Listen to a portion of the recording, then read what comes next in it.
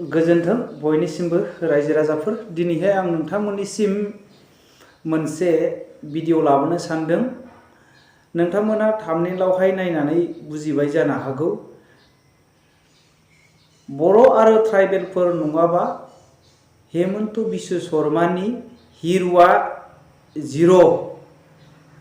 मानि थाखाय हिर'आ जिर' नोंथांमोनहा बेखौहाय नैबे भिडिअ क्लिपनि गेजेरजों मिथिनो मोनगोन। दिनैहाय मानो थाखाय बिथांनि बे भिडिअखौ आं लाबोनो सानदों आरो गाहायाव नुनो मोनबाय जोङो बर' हारिया खौसेथि दा सिचुएसनाव जोङो खौसेथि जाथारनांसिगौ आंनि मोनदांथिनायावबा रायजो राजाफोर, नङाबा जोंनि बर' हारिया अलखदाव आंनि मोनदांथिनायबा। जुदि आंनि जे बे डिफिनिसन होनाया बेखेवथि होनाया जुदि गोरोन्थिब्ला नोंथांमोना कमेन्टआव हर।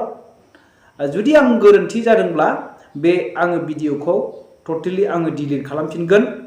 आंनि बायदिब्ला आं 100आव 100% आंनि जे व्यक्तिगत आंनि जे मोनदांथिनायब्ला बे सैथो। दिनैहाय जोङो मिथिनो मोनबाय जोंनि बर' हारिया अलखदाव दङ। दिनैहाय जोंनि बड'फा उपेन्द्र नाथ ब्रह्मनि जे जोंनि सिमाङा बे नङामोन। दिनैहाय जोङो मोनथिनो मोनबाय थांनाय जे साननैसो सिगां गुवाहाटीआव जे डक्टर हिमन्त बिश्व शर्माया बड'लेण्ड मुभमेन्टआव मुंख्लं जानाय बर' सुबुंफोरनो 5 लाख अनसुंथाइ होदों होननानै बुंदों। आरो बे समावनो बिथाङा बुंदों कुनु आसामनिफ्राय बड'लेण्ड सेपारेट स्टेट जाला होननानै बिथाङा बुंदों। नाथाय दिनैहाय जोंनि बर' हारि आरो ट्राइबेलफोरखौ लानानैनो दिनै बिथाङा सरकार दागासिनो दङ। दाल' नङा, गोदो गोदायनिफ्रायनो दाबोगासिनो दङ।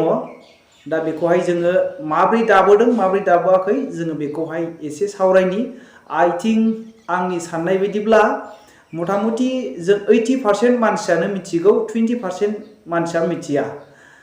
जोङो गासैबो 100% मानसियानो जोङो दिनै बर' रायजो राजा आरो ट्राइबेल मानसिफोरा बेखौहाय मिथिनांगौआ 100% गोनांथि। बिनि थाखायनो आङो बे भिडिअखौ लाबोनाय जादों। आं सानो नोंथांमोनहा बे भिडिअखौबो अनसायगोन होननानै आरो खोनासंगोन होननानै, आरो नोंथांमोनहा आदा खावनिया भिडिअखौ नायनानै कमेन्टआव हर। A to Z स्टार्टिंनिफ्राय लानानै आप टु एन्डिं जोबजासिम नायनानै नोंथांमोनहा कमेन्ट खालामहर गोरोन्थि जादोंना सैथो जादों। आरो नोंथांमोनहा जुदि माबा मोनसे आरो बुंदेरबावनांगौ दङब्ला नोंथांमोनहा कमेन्टआव हर। आङो नेक्स्ट भिडिअआवहाय लाबोनो हानाय बायदि। जोङो नैबे डक्टर हिमन्त बिश्व शर्मानि भिडिअ क्लिपखौहाय खोनासंग्रोदो। ভিত্তিত পঞ্চায়ততো দিয়া নাই, 2014 চনতো দিয়া নাই, নিদিয়ে আৰু দিব বিশ্বাস নহয়। তেওঁলোকৰ নিজৰ এজেণ্ডা আছে। কাৰণ আমিতো শংকৰদেৱ কলাক্ষেত্ৰত মিয়া মিউজিয়াম বনাব নিদিওঁ, আমিতো মিয়া কবিতা লিখিব নিদিওঁ। গতিকে তেওঁলোকে আমাক কিয় দিব? গতিকে যিখিনি মিয়াৰ হাতত চিট আছে, মিয়া জনজাতি বা তেওঁলোকে নিজকে যি বুলি আখ্যা দিয়ে, এই শব্দ মই বনোৱা নাই, মিয়া শব্দ তেওঁলোকে বনোৱা শব্দ। গতিকে তেওঁলোকে য'ত এই শব্দ বনাইছে সেই চিটখিনি তেওঁলোকে পাব, বাকীখিনি আমাৰ। रायजो राजाफोर, जोङो दिनैहाय खोनानो मोनबाय डक्टर हिमन्त बिश्व शर्मानो दिनैहाय मियानि भट नाङा होननानै बुंबाय। आरो बिथाङा मियानि भट मोनखाला। सिगां मियानि भट लानानैनो बिथाङा कंग्रेस सरकारजों मा होनो सावस्रि बिफाननि मन्त्रि आरो एडुकेसन सोलोंथाइ बिफाननि मन्त्रि जाबोनो हादोंमोन। नाथाय दिनै बिजेपिआव फैनाय लोगो लोगोनो जों गासै ट्राइबेल मानसिफोरखौ मोननाय लोगो लोगोनो आरो गासै जोंनि बर' मानसिफोरखौ मोननाय लोगो लोगोनो दिनैहाय मिया भटखौ बियो जोगार हरदों। बांगालफोरनि भटखौ बियो जोगार हरनानै दिनैहाय जोंनि खर'आवनो बेल फिथाइ दिख्रुबनानै दिनैहाय आसामनि गिबि मन्त्रि डक्टर हिमन्त बिश्व शर्मा बिथाङा रायजो खुंगासिनो दङ। आरो दिनै मोनसे दुखुनांथाव बाथ्रा, बिथांनि थाखाय बे टपिकखौ आङो लाबोनो गोनां जानाया दिनैहाय थांनाय साननैसो सिगां गुवाहाटीयावहाय जोंनि बड'लेण्ड मुंख्लंआवहाय बर' मानसिफ्रा मुंख्लं जानायनि जे अनसुंथाइ होनायनि मिटिङाव बुंदों जोंनि बर' हारिया खुनु आसामनिफ्राय जोङो बड'लेण्ड मोननांगौ फुल प्रेजेन्ट मोननांगौआ गैला होननानै बिथाङा बुंदों। बे बाथ्राखौनो लानानै आङो दिनैहाय बुंनो हास्थायदों बिथाङा बबे साहसजों बेबायदि बाथ्राखौ बुंनो हाखो। दिनै नोंथांनाव आरो आंनावहाय जुदि बर'नि थै दङब्ला आरो जोंनि गोसोफोराव जुदि बड'फा उपेन्द्र नाथ ब्रह्मनि गासै फोरोंलांनाय बाथ्राफ्रा जोंनि खर' आरो ब्रेनाव दङब्ला जोंनि ब्लाडफ्राव जोंनि थैयावहाय जुदि बर' हारिनि थैया दङब्ला बेखौ जोङो गासैबो सेन्टिमेन्ट नांनो गोनां रायजो राजाफोर। दिनै जोङो गासै बर' रायजाफोरखौ जोङो थिख' थाखा बेबायदिनो UPPL BPF आरो BJP बेबायदिनो थिख' थाखा जायालाफैनो जोङो दिनै खौसेथि जानो गोनां रायजो राजाफोर। दिनैहाय जोंनि मानसिफोरखौ लानानैनो बै समावबो हाग्रामा सरकार दैदेननाय समावबो जोंनि बर' आरो ट्राइबेलफोरखौ लानानैनो बै समावहाय तुरुन गगैया बिथाङा थैनानै थांबाय। बिथाङा सरकार दाबोदोंमोन जोंनि बर'फोरखौनो लानानै ट्राइबेलफोरखौनो लानानै। दिनैहाय हेमन्त बिश्व शर्मायानो बर' आरो ट्राइबेलफोरखौ लानानै दिनैहाय रायजो खुंबोगासिनो दङ। नाथाय जोङो दिनै बे जिनिसखौ जोङो सेन्टिमेन्ट जोङो दिनै 2005नि सिगां जोङो बे भिजन बे सिमांखौ जोङो नुहुराब्ला जोंहा दिनैबो बड'लेण्ड दानो हानायनि जोंहा खौसेथि दङ।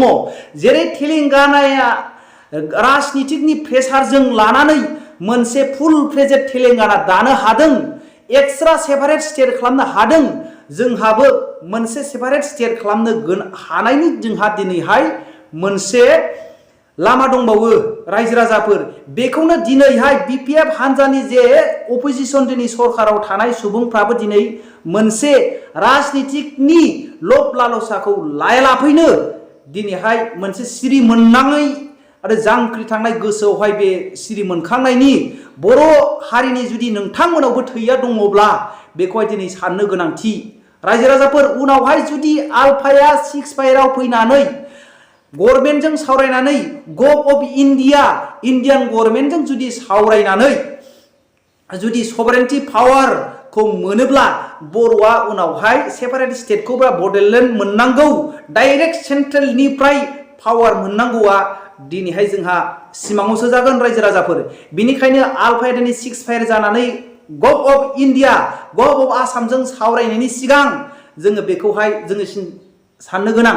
बै जेब्लानाखि जोङो नुहुरो रायजो राजाफोर जे समावहाय आलफाया गभ अफ इन्डिया आरो आसाम सरकारजों सावरायगोन बेबायदिखौ जोङो नुहुरो। बिसोरो सिट शेयारिं बिगोन आलफा आरो आसाम सरकारजों सिट शेयारिं बिनानै बिसोरो माब्रैहाय 50-50 बेबायदिनो सिट शेयारिं खालामनानै बिसोरो आसामखौहाय बिसोरो खुंनायनि बेबायदि प्लान पलिसिखौ जोङो लाहरनायखौ जोङो नुहुरो।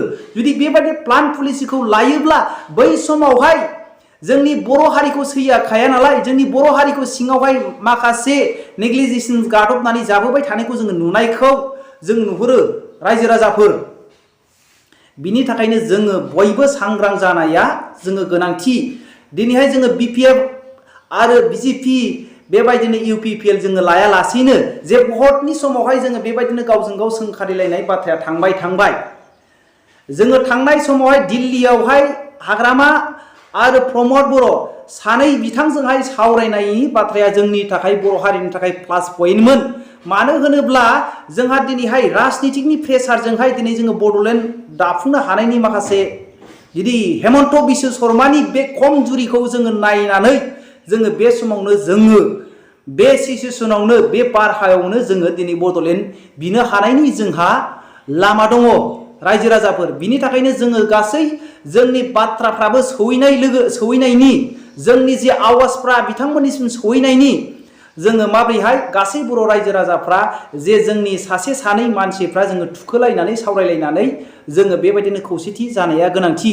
दिनै BPFआव थानाय खाम्फा बरगयारि आरो बेबायदिनो चन्दन नोंथांमोनहा दिनै हाग्रामाजों बेबायदिनो एखेबारे खाथि सोमोन्दो दङखाय दिनैहाय जेबो राजनितिकनि लब लालसा लायालाफैनो दिनै नोंथांमोनहाबो इन्टेलिजेन्ट रबिराम नार्जारि नोंथांमोनहा दिनै इन्टेलिजेन्ट बिनि थाखायनो दिनैहाय नोंथांमोनहाबो सावरायनायजों खौसेथि जानायखौ दिनै साननो गोनां जोङो दिनै उनावहाय जोङो गासै फुल फ्लेजेड सेपारेट स्टेट जाखांनायनि उनावहाय जोङो थिख' थाख' जानानै बेबायदिनो खुंनाया बयबो रोंगौथि गोनांलाय खुंनाया जेबो नङा दा जोङो जोंनि फुल फ्लेजेड जासान्दि जोङो खौसेथि जानाया जोङो गोनांथि नंगौना नङा रायजो राजाफोर जे बेबायदि माबाजों हर दिनैहाय गोबां सुबुंफ्राबो रायजो राजाफ्राबो दिनैहाय हाग्रामा सरखार खुंनायासो मोजांसिनमोन होननानै जोङो बै समावहाय मा होनदों जोङो बुंबोदों आरो दा माखासेया बुंबोदों हाग्रामाखौसो लाबोफिननांगौ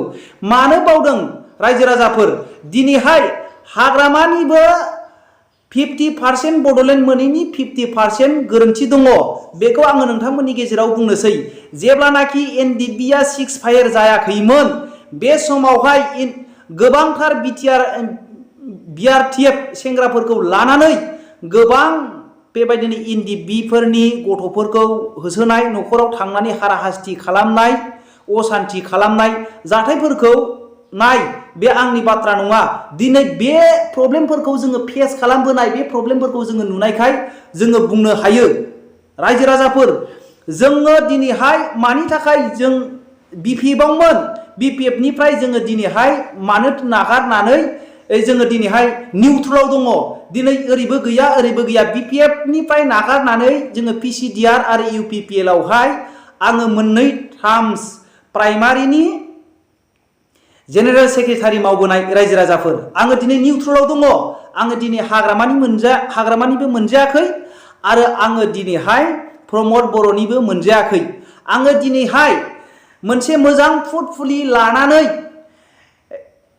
दिनैहाय आंबो मोनसे मावनो हानायनि आंहाबो डिमान्ड खालामनो हानायनि आंहाबो मोनसे मा होनो लामा दङ नाथाय आङो जासिबाबो लायाखै रायजो राजाफोर मानो आंहा बेवहाय गोजोननाय गैया जेब्लानाखि जोंनि फुल फ्लेजेड जायो बे समावहाय आङो फिसाब्लाबो समाज सेवा हिसाबै आङो मावबोगोन रायजो राजाफोर आंहा दिनै फुल फ्लेजेड जायैनि थाखाय आंहा बेवहाय गोजोननाय गैया बिनि थाखायनो आङो दिनैहाय निउट्रेलाव दङ आङो हाग्रामाजोंबो गैया आरो आङो प्रमद बर'जोंबो गैया रायजो राजाफोर दिनै जुदि फुल फ्लेजेड जानानै फैदोंब्ला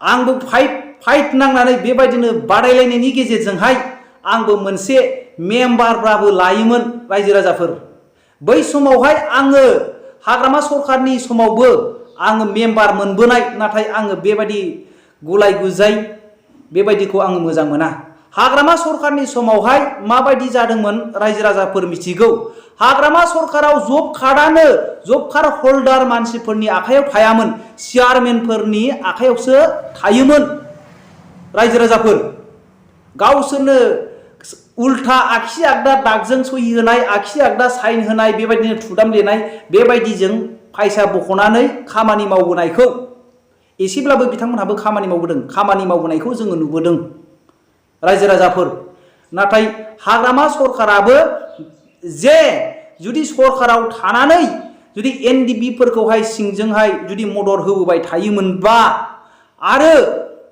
बेबायदिनो आबसुफोरनि मुभमेन्ट खालामनायावहाय बिथाङा जुदि राजनितिकआव थानानै एसे इक'नमिक्स बिदिनो रांखान्थिनि मदद होबोबाय थायोमोनब्ला बर'आ दिनैहाय बेबायदि पर्जाराव फैनो गोनां जायामोन दिनै 50% भुला हाग्रामानावबो दङ रायजो राजाफोर गोरोन्थिना सैथो बेखौहाय नोंथांमोना दिनैहाय आंनि सिगाङाव बुंहर गोबां सुबुंफोरा बुंहरदों नोंलाय बेसेबां रोंगौ होननानै दिनैहाय जोङो 2002 निफ्रायनो राजनितिकआव थाबोनाय मानसि रायजो राजाफोर 2002 निफ्राय जेब्लानाखि आङो कंग्रेस चिफ सेवा दलनि क'क्राझार डिस्ट्रिक्टनि इउथ कंग्रेसनि चिफ सेवा दलनि आङो गैयाब्लाबो मास मोनथाम चिफ मावबोनाय आंबो सासे कंग्रेसनि जे समावहाय बिटिआर सुक्ति एग्रिमेन्ट जानाय लोगो लोगोनो दिनैहाय गासैबो कंग्रेसआनो सिट शेयारिं गैयैखाय गासैबो बिपिएफआवनो पावार खालामनायखाय बिपिएफ सरकारजोंहाय बेबायदि जोङो जगदान होदोंमोन। नाथाय बेबायदि असान्ति हाराहास्ति गावनि हारिनि सुबुंफोरखौनो हाग्रामानि मानसिफोरा दिनैहाय हाग्रामा बिथाङा अर्डार होदोंना होआखै आं मोनथियाखै, गोबां बेबायदिनो एनडिपिफोरनि न'खरनि मानसिफोरखौहाय बर' हारिनि सुबुंफोरखौहाय दिनैहाय 6 फायारनि सिगां बर' हारिखौनो हाग्रामा महिलारि बिथांनि सरखारनि समावबो होसोबोनायखौ जोङो नुनो मोनो। जे समावहाय 6 फायार जादों बे समावसो माखासे मानसिफोरनि न'खरा सान्थियै रायजो जानो हादों। रायजो राजाफोर हाग्रामा महिलारि बिथांनिबो बड'लेण्ड मोनैनि 50% भुल दं। रायजो राजाफोर दिनैहाय जे जानानै थांबाय गावनि पावारखौ लानाय समावहाय बै समावहाय हाग्रामा बिथाङा मावबोफ्लांबाय। बिनि थाखायनो बे सरकारा मोजां जों बुंनांगौ मोन्थाय गैया। हाग्रामा सरकारनि समावबो जोङो फुल प्रेजेट मोनखायाखै आरो दानि समावबो जोङो फुल प्रेजेट मोनखायाखै। जोङो दिनैहाय गोबां दैदेनगिरि लिडारफ्रा दिनैहाय जोङो रन्जन दैमारि सार बेखौ बख'नायनि ज' लानानै पलिटिकेल प्रेसार होनांगौ। दिनैहाय लरेन्स बिथांमोनहा आरो दिनैहाय गबिन्द बिथांमोनहा आरो बेबायदिनो जोंनि आसाम आयेननि बुंथिगिरि बिस्वजित दैमारि आरो रोंगोरा बिथांमोनहा ज' जानानै प्रेसार खालामनानै रन्जन दैमारि सारखौ गोख्रैनो बख'नायनि राहाखौ लानांगौ। आरो बेबायदिनो खौसेथियै जानायनि सिङावहाय जोङो बेबायदिनो जोंनि बर'नि बे फुल प्रेजेट मावनायनि थांखिखौ जोङो लानांगौ। जे मावबोबाय जोङो दिनैहाय खौसे जानायनि दिनै बयहाबो नोङो हालुवाब्लाबो नोंथांनि बाथ्रायाबो दिनै रायलाय होनलाय बेबायदिनो एसे सौयै बेबायदिनो लेडारफोरनि खोमासिम सौहैगोन। लेडारफोरनि खोमासिम सौहैनानै दिनैहाय खौसेथि जानानै जोङो फुल प्रेजेट जेरै तेलेंगानाखौ फुल प्रेजेट खालामनो हादों जोङो खालामनो हागोन। दिनैहाय हेमन्त बिश्व शर्माया जोङो बिदिन्थि हिसाबै साननैसो सिगां जोङो मैयासो जोङो देरहासार जानाय जोंनि लांहिल एरियायावहाय सासे जोंनि बर'नि सुबुङा जोङो देरहासार जानायखौ जोङो नुनो मोनबाय। नायदो जोंनि आउट अफ बिटिआवबो जोंनि बर'आ देरहासार जानो हानाय बिदिन्थि हिसाबै गवालपारा, बे कार्बि आलं, बेबायदिनो दिसपुर, नगाव, बेबायदिनो बरपेटा गोबां जायगायाव जोंनि बर' आरो ट्राइबेलफोर दङ। गवालपारा डिस्ट्रिक्ट बेफोरबायदि जायगायावहाय जोंनि बर' आरो ट्राइबेलफोर दङ। जोंनि बर' आरो ट्राइबेलफोर नङाब्ला जोंनि आसाम रायजोआवहाय सरकार दानो हानाया सिमां। बिनिखायनो जोङो बे चान्सखौनो लानानै जोङो गोख्रै जोंनि सिमाङा फैगोन जे एमएलए इलेक्सन आरो बिटिसि इलेक्सननि जोङो टारगेटखौ लानानै सिङाव दा जे जाबाय जे सरकार खुंग्रोथोंसै प्रमद बर'आ सरकार खुंनायनि उनावहाय सिङावहाय लास्टआवहाय बेबायदिनो 50-50 खालाम। जुदि 60 सिट जायोब्ला बेबायदिनो 30-30 खालाम। 30-30 खालामनायजों लोगोसे बेबायदिनो बिपिबा 30 आरो बेबायदिनो इउपिपिला 30 खालाम। आरो जाय हानजायानाखि बांसिन भट मोनो, जायनाखि हानजाया बांसिन देरहायो बे हानजायानो सिट फैथों। बिपिएफआ जुदि बांसिन सिट मोनोब्ला बिपिएफआनो जाथों। बेबायदिनो गासैबो जुदि बिबानखौ लालायलायनानै जुदि मावलायोब्ला आरो एमएलए इलेक्सनाव गासैबो ज' जालायोब्ला सासेबो जोंनि जायगायावहाय देरहानो हानायनि केपासिटि गैया। रायजो राजाफोर जेरै बै समावहाय हाग्रामा महिलारि बिथाङा बड'लेण्ड मोननायनि क्राइटेरिया गैया होननानै बुंनानै बुहुल खालामनानै बर'नि माखासे भटखौहाय माइनास खालामनानै लादों। जेन' बेबायदि गोरोन्थिखौहाय जेन' मावलायफिना। जे मावबोबाय खौसेथि जानानै जोंनि बर'नि लिडारफ्रा दिनै मावनो गोनां। रायजो राजाफोर दिनै जोङो जुदि जोंनि हाल मावनायनिफ्राय जोङो दोनथ'नानै बेबायदिनो खामला मावनायनिफ्राय जोङो दोनथ'नानै लामायाव जोङो बड'लेण्डनि थाखाय हस्रि खावनो हायोब्ला दिनै माखासे राजनितिखौ दोनथ'नानै जोंनि माखासे एमएलए एमपि एमसिलिफ्रा माखासे गावनि सार्थफोरखौ दोनथ'नानै माखासे जोंनि लब लालसाखौ दोनथ'नानै जोङो खौसेथि जानो हाया नामा? रायजो राजाफोर जोङो दिनै गावनि जानो गैयै सोरबाफ्रा बै समावहाय खांनानै जोंनि BPL निफ्रायनो मोननाय माइरं बा गावनि खस्थ' खामला मावनानै माइरं मोननायफोरखौनो फाननानै थाइसे थाइनै जोङो बड'लेण्ड मुभमेन्टआवहाय जोङो गावनि जिउफोरखौ गथायबोबाय। लामायाव बेबायदिनो सानसे साननै बेबायदिनो उखैबोनांबाय। नाथाय जोंनि रायजो राजा बे खामला मावग्रा सुबुंफ्रानो बेबायदि लामायाव खस्थ' खालामनो हायोब्ला जोङो दिनैहाय मा होनो रायजो राजाफोर बे पलिटिकेलाव थानाय राजनितिकआव थानाय मानसिफ्रा हाया नामा? बिथांमोनाबो हानांगोन। जोंनि दिनैहाय बड'फा उपेन्द्रनाथ सिमां आरो जोंदि गासैबो न'खरफा साख्रि मोननांगौ, आलो गोजोन बयबो सुखि रायजो जानांगौ। ओरैनो गोबां मानसिफोरा मुंख्लं जायाखै रायजो राजाफोर। बे बाथ्राखौनो लानानै नोंथाङाबो खाथिनि जेसेबां लिडार बेबायदि बाथ्राफोरखौ बुंदो। बिथांमोना बेबायदिनो सावरायनानै बिथांमोननि खोमासिम सहैनानै फैगोन जे इलेक्सननि सिगांनो बिथांमोना खौसेथि जानानै बेबायदिनो आसाम सरकार आरो गभ अफ इन्डिया सरकारखौहाय बेबायदिनो प्रेसार होनानै जेन' मावफुंनो हायो। जोङो दिनैहाय बेबायदिनो इउनिभार्सिटि मोनबोनो हादों जानो हागौ, आरो जोङो बेबायदिनो फिसा इन्डास्ट्रि मोनबोनो हादों। जुदि जोंनावनो जुदि साख्रि सोनो हानाय बेबायदि पावार फांसना गैयाब्ला, जोंनि जायगायावनो फैनानै बेबायदिनो बिहारनिफ्राय फैनानै बेबायदिनो बबेबा खना सिलचरनिफ्राय फैनानै बबेबा बेबायदिनो नगावनिफ्राय फैनानै गुबुन हारिया जोंनि इन्डास्ट्रिफ्राव जोंनि बेबायदिनो इउनिभार्सिटिफ्राव बेबायदिनो गिदिर बेबायदिनो जोंनि फेक्टरिफ्राव फैनानै मानसिफ्रासो सालायफैगोन। जोंहा जोंनि जायगायावहाय इउनिभार्सिटि मोननानै गुबुनजों सालायजानानै आरो जोङो जोंनियावहाय बेबायदिनो फेक्टरिफोर मोननानै जोङो बेबायदिनो गुबुननि इन्डास्ट्रिफोर मोननानै गुबुनासो सालायफैयोब्ला जोंहा बे इन्डास्ट्रिफोर मोननानै मेडिकेल कलेज मोननानै जोंहा मा गोजोननाय दङ रायजो राजाफोर?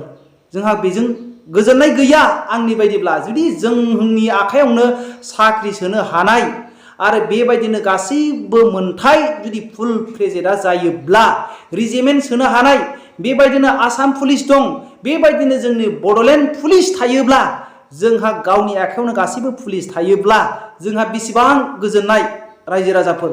कमेन्ट खालामहर नोंथांमोनहा। आरो नोंथांमोनहाबो बेबायदिनो नोंथांमोननि खाथियावहाय जुदि देवानि सेरेफा बेबायदिनो लिडारफोर सेरेफा दङब्ला खौसेथि जानांगौ बेबायदि बाथ्राफोरखौ बुं। बेबायदिनो नोंथांमोनहा जोङो बेबायदिनो बुङै बिथांमोनहा खोनाहैगोन, बिथांमोनहा खौसेथि जागोन। बिदिनो फंनै बाथ्रा बुंनायजों लोगोसे बिथांमोनहा दिल्लीयाव सावरायदोंमोन।